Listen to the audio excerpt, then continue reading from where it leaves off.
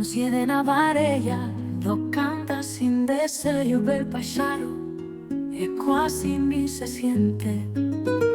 Oración fácil de fer, a sentarse na silleta tan e mientras afuera suenan plebias. Yo quiero ese queixemón que tanto aimó, remanece inútil esta cosa.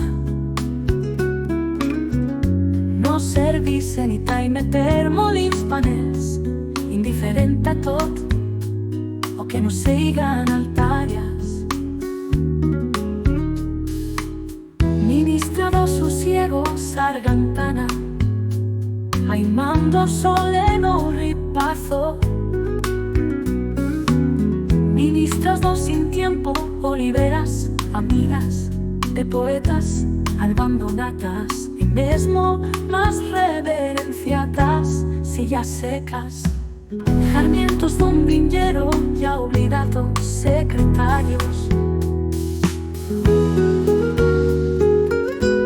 Ministerio de paisajes, ca mirar lo que más aimo, camins do passeemos de chiquez, sagratos e planas do lairera va de gollo, bailoteando sasos que o sol besa, desiertos que subren como biblias, convieros que se adentran entre islas de secretos. Ministerio das parolas ya más viejas, que se aprendan en escuelas como ritmos e tesoros de sabieza, desde venidero taquitienda alma de niño.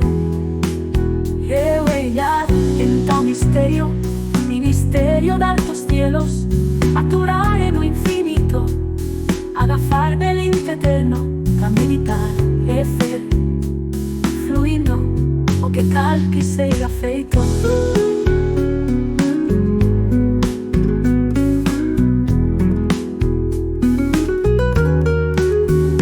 Ministerio da luz e de aguas claras, azules y así más tacas.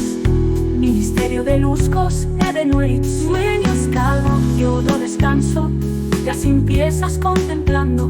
Ministerio de altas alvas, ministerio da festa compasión, ministerio tal remate ya das guerras, ministerio de árbol e de animais e plantas, ministerio do traballo sosegado, emplindo vocacións, ministerio da tierra e frutos sanos, ministerio de libros e cultura, ministerio da poetas, ministerio da inocencia, corazón, que aquí estoy leiga y quiera, presidencia del amor.